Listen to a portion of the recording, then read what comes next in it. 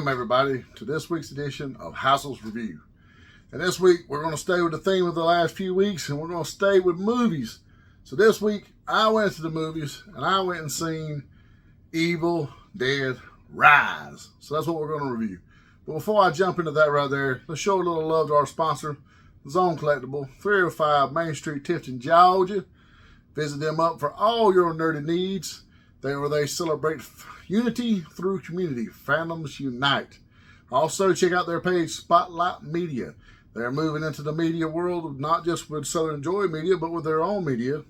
And they're merging of companies and things of this nature. We're going to do everything from podcasts, reviews. They're going to have shows, commercials. They're going to have audiobooks.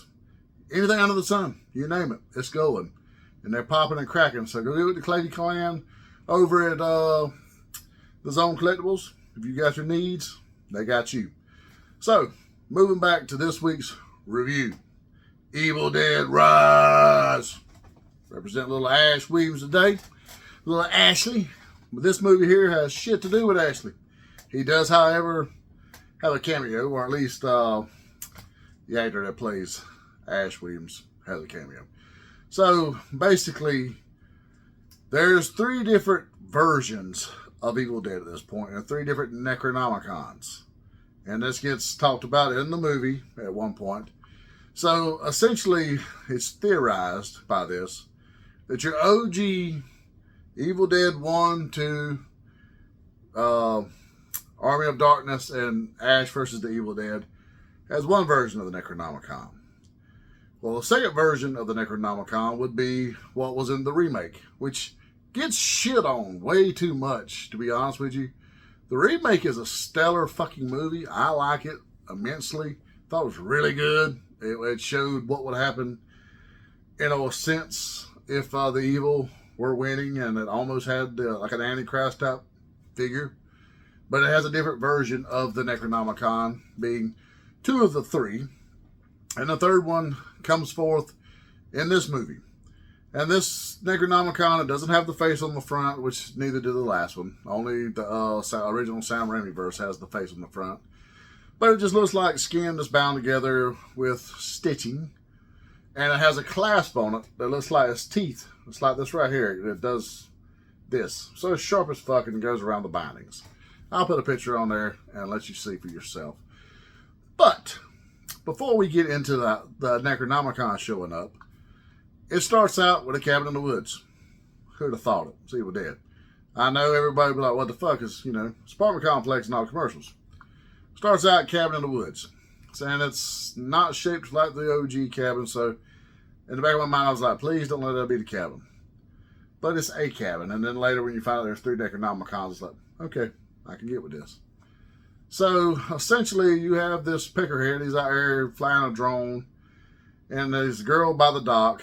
Well, the drone comes up and it almost is made to moniker the way the evil. It's kind of labeled as a drone. So it shoots up on the girl, scares the shit out of her, and this old buddy there. And he's just this fucking dick. Well, he's not her boyfriend like you would think. It's actually her cousin's boyfriend. Well, she goes inside to get her cousin, and she's like telling her, like, look, I hate your fucking boyfriend. He's a dick, yada, yada, yada. Well, she's kind of just laying across the bed, because as he put it, she was climbing up because they thought she had flipped her shit. Well, very quickly you realize there's something amiss with this girl.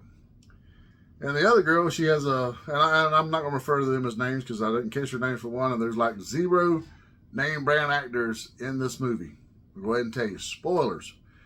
0 name brand actors. The most famous one was the chick that played the main Deadeye, Ellie. She was in Vikings. The rest of them have all had bit parts in small, trivial shit. So, they go in there, and this crackhead is just laying across the damn bed. She's looking like a strung out crack whore. No nice way to put it. That's what she looks like. She's a deadite, though. Well, the other one is sitting there, and she has a book in her hand. And this is open. Well, she kind of glances down at her book, and the next thing you know, she starts hearing her cousin on that bed recite what's on those pages. And it's apparently a horror novel from what I go. And she's reading more and more of it, not from the book, but laying across the room. And she's reading more and more of it, and it's getting darker and darker, and her voice is getting worse and worse. So it started to scare the shit out of old girl.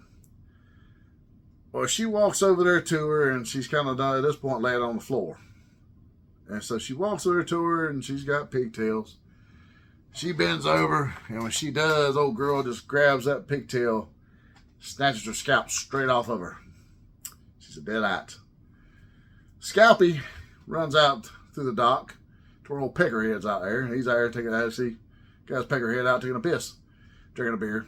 And he's like, what the fuck? And she's like, and he looks at her like, oh, what the fuck? Next thing you know, he looks behind her.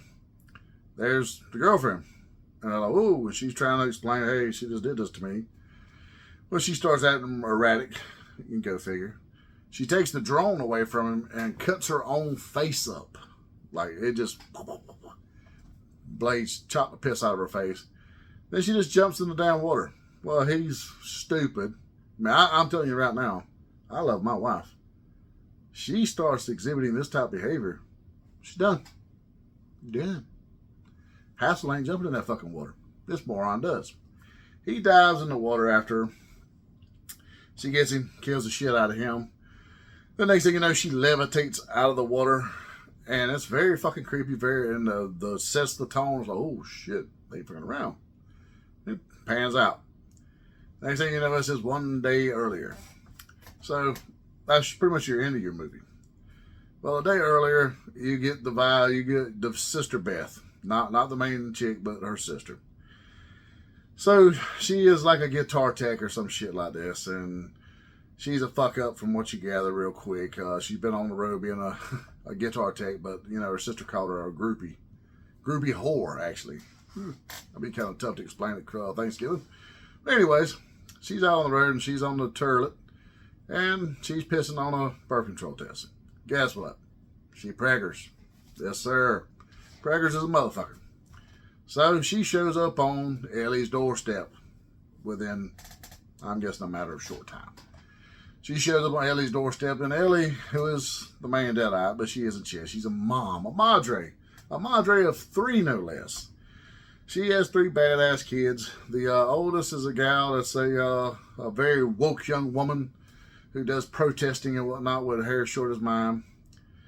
She has a middle child that is Slim Shady is how I refer to him. I've never seen a kid, nothing else, but he's got a little blonde, bleach blonde mullet.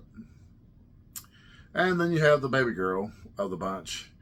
And she has a penchant for cutting off dolls' heads. And she puts one on a broomstick, so to speak, and calls it Stephanie. Yeah. Stephanie comes into play later, though. That's some of the great foreshadowing they do in this. He's like, she's cutting the scissors off. That's the first thing the mom's like, do you have my scissors again? You better not. She just flings them under the bed. They come back into play later.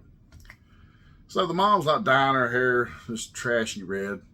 So you get the vibe. Like, these are not classy people, so to speak. I mean, you just get this vibe out of them. There's nothing wrong with people dyeing their hair at home. Save your money, boo. Do your thing. But these people don't look classy. Either way. So Beth shows up knocking on the door. And then Ella's like, where the hell have you been? You know, I reached out to you a few times. And she's like, they're sitting around the table. And she's like, I got you this present. I got you this present.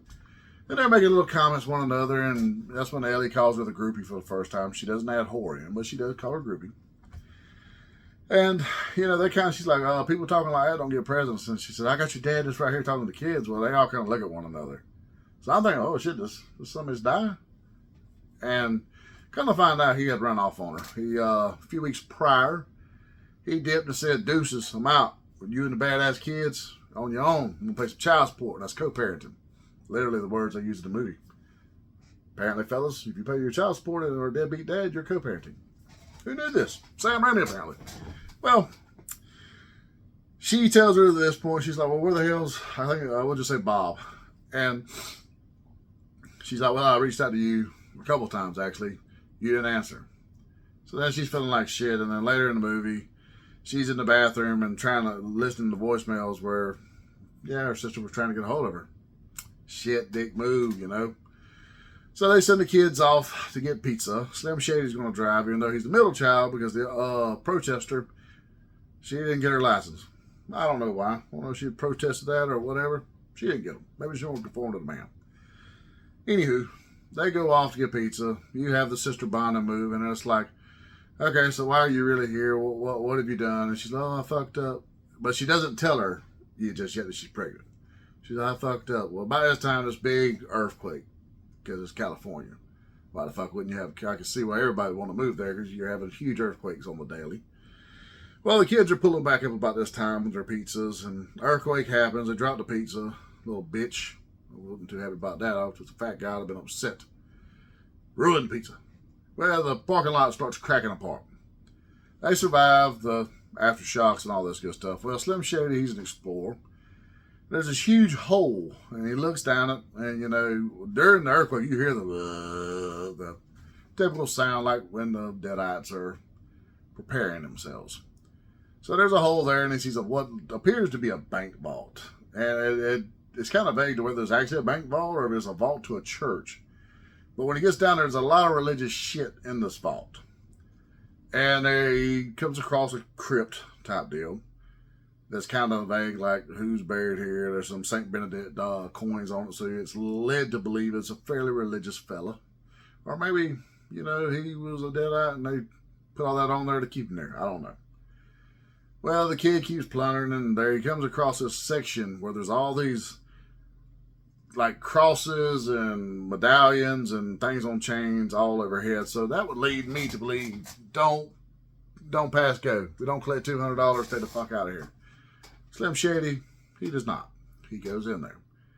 And of course, there's this like bag, and he sees this rumbling around or whatever, and he kind of opens it up, and there's like all these roaches and shit. Inside is the Necronomicon. So what does he do? He decides, let's take this. Well, then, because he's an aspiring DJ, he sees a few records off to the side. There's 3 of them. He grabs these records, and he takes his shit, and they bolt back to the apartment. Well, the mom's upset. She finally comes across them, and then, you know, the little girl's like, it was kind of a hickey money. She's like, we dropped the pizza, and she's like, oh, I love you so much. She's like, oh, you know, feel good moment. Well, they go back upstairs. Well, of course, dumbass Slim Shady, he opens the bag. There's the Necronomicon. Well, he calls the sister in there, and she's like, you need to get rid of this. Take that shit back. You need to get rid of this. And she gets a bit of a bad vibe out of it. And he's like, okay. And he lies there and says it will. Well, the clasp I was talking to earlier like this, they prick his fingers. He starts bleeding. Soaks into the Necronomicon. Well, she leaves the room. What does dumbass do? Puts volume 1 on, which is basically this preacher in like 1923, or one of the Catholic, and the voice on the album is actually the guy that plays Ash Williams, and I don't know why. Oh, Bruce Campbell. Bruce Campbell's name is escaping me right now, but he is actually, you don't pick up on it being him. If you're not paying attention, you won't know it's actually him. But it is. So and he's like, I've gathered you all here because I found one of the volumes of the Necronomicon, and that's where he explains that there's 3 of these rumored Necronomicon, and he wants to use it to further explore the boundaries of life and death and all this stuff. Well, you hear all these priests in the background saying, burn it, destroy it, heresy, all this shit.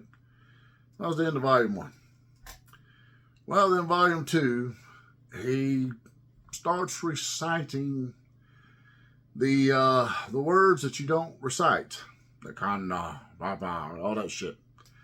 He's reciting all this shit, and then by the time, of course, well, the Necronomicon is busted open, and it's like flipping pages back and forth.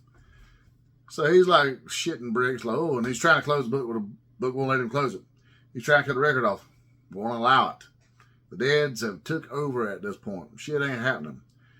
Well, old Madre, Ellie, she had done went down in the elevator to wash her little woke child's shirt so that she could wear it to the protest the next day. Well, as she's going down, of course, the Deadites start attacking the building, and the elevator starts acting up, and this is where they possess her. And I thought we was going to get this very similar to the Vine scene. It did kind of draw and quarter a little bit, but, you know, and then all these sparks shoot off, and she collapses down on the ground. Well, They attribute it to an aftershock. Well, she gets back out of the elevator, and this is where you start to know something's fucked up. She's like kind of got one ankle crooked. She's dragging that leg, and she comes limping into the apartment there, and they're all like looking like, "Oh, are you okay?" And she walks straight to the kitchen, gets on the gas stove because the power's out at this point. And she just starts cracking eggs and throwing the eggs shell and all in this frying pan. What does actually ring it? Some just fall to the floor, some fall all over the place. And they're like, "Hey, are you okay? What the fuck's going on?" And that's when she tells them that they're going to be all one big happy family when she starts tearing their souls out of them and getting and destroying them and merging with them. And you're like, holy shit, what the fuck? And you realize something's not right. Well, then she starts just puking this white shit. And when I say puking white shit, it is enough to fill a bathtub probably. It is just coming. She's done turned really pale. Well, then they're like, she's burning up. And the one kid had done run a bathtub earlier, the little girl, because she was going to take a bath and the aunt was going to help. So they dragged the mom in there and they throw her in this tub trying to cool her off. Well, then the water starts to boil. Like literally, they're sitting there and the water's boiling at this point. Now, this don't tell you enough to get the fuck out of there. I mean, I'm abandoning the loved ones at this point. We're no longer family. You're possessed. It's over. I'll pray for your soul. We're done. So she's like freaking the fuck out doing all this shit and acting weird. And then like she looks at the girl and they're like, "Mommy," and like, "Mommy's rotting with the maggots." And it's like, oh shit. And the next thing you know, she burst out of the water like a spider on top of the roof and then collapses down to the floor. And it's like, oh shit. You know, and this is where it starts. Well, very quickly they realize something's amiss with her. Well, then I think she dies. Like, it's out of nowhere, they just think she's dead. So they go get with the neighbor, because they were going to try to leave, but all the stairs had failed. Like, the elevator's out of service. the stairs have collapsed in the earthquake. There's no way, and there's this Hispanic family that apparently has got the crush on the mom and the daughter. It's like a brother and his two little brothers. So he's like, they think she's dead, so they put her in the bed, and he's like, "Can I say a few words?" And I'm like, "Oh, she wasn't religious." He said, "Well, I'd still like to say a few words." So like they say a few words over whatever, and they had shut her eyes, and they just pop open. They shut her eyes again, and he's saying a few words over, and then they go to get with the I'm guessing he's like a handyman or something. Maybe he's the repairman for the building. I don't know. The building's gonna be demoed in another month, anyways. I guess said at some point, so you can tell us that's kind of an old, dingy ass building. So they go to get with him, and he's like, "Well, we could go through apartment 85 or whatever, and they have the fire escape right there. All the rest of the fire escapes are out. It's the only one, but it's bolted shut." And he's like, "Can we get in there?" And he's like, "With the tools in my truck, if we could get to my truck." So, and he's like, "Well, I could probably shoot it off my shotgun." And the guy's like, "Hey, look, we don't need to shoot his fire off. We don't need to, make people any more scared than they already are." So while they're dealing with all this shit right here, the kids are left inside with the mom, who they think is dead. Well, her eyes pop open again, and like a fly goes across it, which is a really creepy fucking scene. So, oh shit. Well, then you realize very quickly, nope, she's not dead. But she's dead, but she's not. She's a dead-eyed. So they begin to battle her, or whatever. And they finally get her out into the hallway, and it gets ugly real fucking quick. Like, real quick. While they're out there, the three brothers are there. And, like, she literally bites one of their eyes out. Spits it at the other one, which is a homage to the very first movie where Helen, the first Deadite, they stomped Deadite's head and the eyeball goes out into one of the girls' mouths. It's a throwback to that there, but it's really cool. It's like, oh shit, that's gross. So like he's humped over, he's dead, or so you think.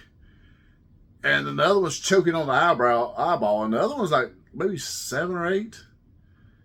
And they're like, "Deuces, homeboy." They go inside, lock her out there with them. Usually a little kid walk by, and then by the time you see her grab him, snatch him. So it's very apparent real quick. She's killed all 3 of these homeboys. Well, you see the guy with the shotgun. He finally shows up, and he fires a shot off, and you think, okay, he might have fucked her up. Nope. She snatches the shotgun from him, kills his ass too. Then she's at the door, and they kind of think for a second everything's calm. Well, homeboy has his eyeball pulled out. He jumps up. He's like, please, please help me, help me. And they're like debating whether to let him in. And no, you don't ever let anyone in like that. Just saying. Do not do it. No, sir. Well, she kills his ass. Well, then somehow or another she gets back in there again and she attacks the oldest daughter with a tattoo gun. And she's like going in her eye with it. Like she's about to go to town.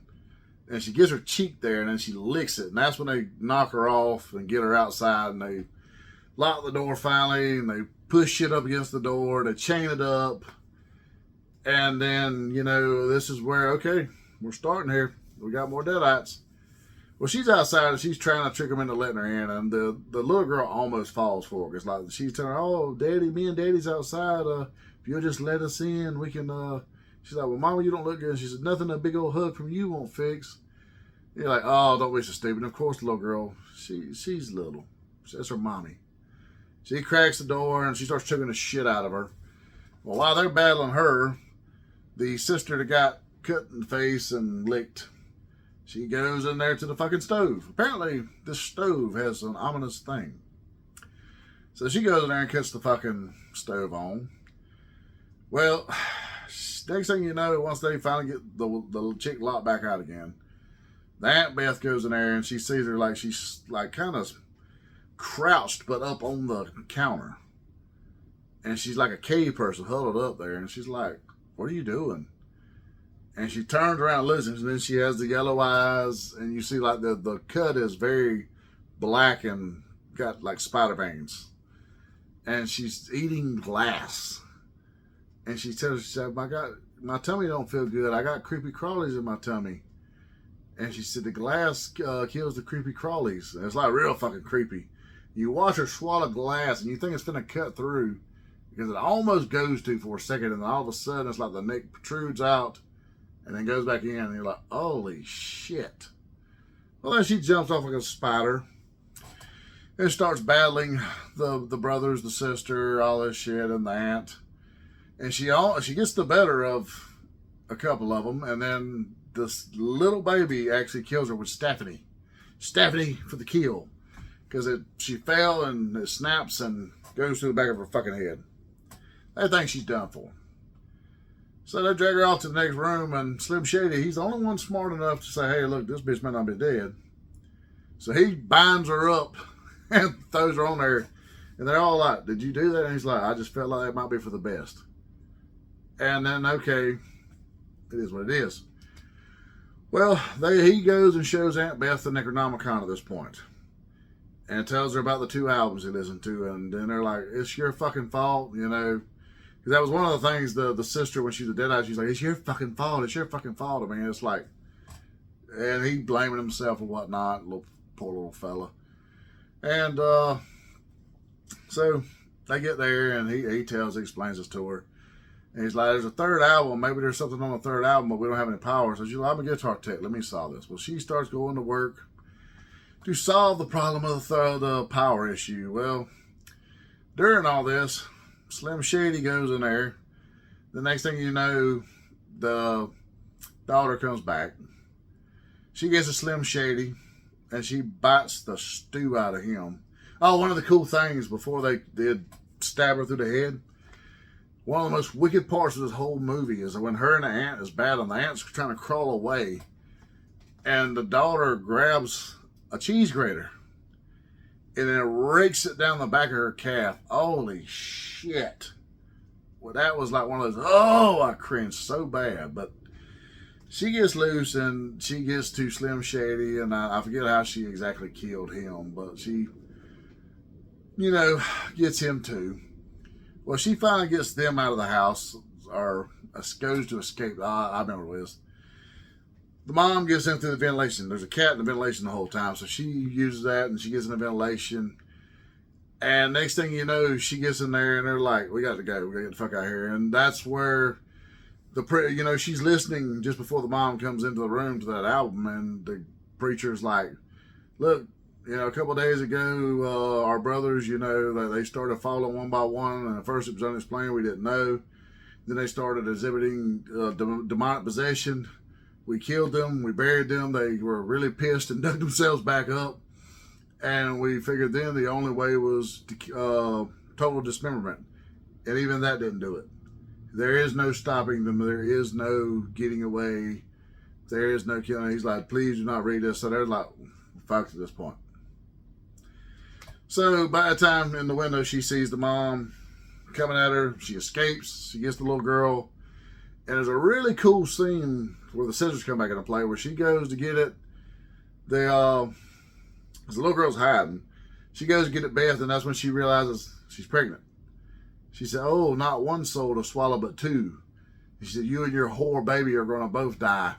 And then they start to swallow your soul dead by dawn. And then the ones out in the hallway, they start dead by dawn, dead by dawn. So the whole every one of them's doing this shit. Well, she takes the scissors and lunges it up her nose into her skull. And they go to try to get out. And while they're trying to get out, the brother and sister come into play. And then she comes back too. And then they just start tearing her apart. Now, before this happens, they chase them out in the hallway. I apologize. I fucked my own review up. They follow them out into the hallway, and she starts trying to get past the other Deadites for whatever reason. They come back animated, but they don't really fuck with them. They just go dead by dawn, swallow your soul, all this shit. Well, she takes a shotgun, and she shoots Ellie's leg off. That's what it was. She shot her leg off, then her arm off, and so she's kind of crawling. That's when the children start just punching holes in her body. And then they merge into this creature that you saw in the Necronomicon. It's basically like this weird torso with a bunch of arms and legs in their heads. It was, that honestly was the part that I was like, that's kind of fucking lame. But it gets after them. They get in the elevator and try to hide. Well, the elevator starts filling up with blood. So they're like, they're pretty well fucked. Well, the weight capacity kicks in when the blood fills in. And somehow or another, this elevator full of blood comes down like in The Shining, busts the bottom, the doors crack open, blood splashes every fucking where. Well, they get out into the parking lot, they think they're going to escape, and then the torso shows. And she pretty much goes to getting the best of Beth. Well, the superintendent, his truck's out there, so there's a grinder at the back of the work truck, like a wood chipper type deal. So they kill it on, and they're going to drag Beth through it. And the mommy, she's trying to get a hold of the girl, and she's like, I just need your head, baby. You can be part of our happy family. We just need your head. And she's trying to cut her fucking head off. Well, there's a chainsaw there. And, of course, in true Evil Dead fashion, the chainsaw comes into play. She starts gouging at them, and then starts pushing them into the chipper. Because she almost escaped one time before through this little hole. And she got out, but the daughter didn't. They grabbed the daughter, so she has to go back and be a hero. And that's when she comes out with the chainsaw. Pushes the family into the wood chipper. Everywhere. So her and the little girl, they get out. They haul ass. And you're sitting there thinking like, well, the fucking Necronomicon's still upstairs. All those Deadites, they're still upstairs. You didn't kill everybody. What the fuck? So these two, they march off into the sunset. Well, then daylight starts happening. Well, then you see this girl get up, and at first you're like, who the fuck is this girl? And she's on the phone with her cousin, telling me how she is going to go to the lake with her, this, that, and the other. And she's like, no, I kind of thought about it. I don't really want to go. And the one that don't want to go, guess what? Was the girl with the pigtails from the first of the movie.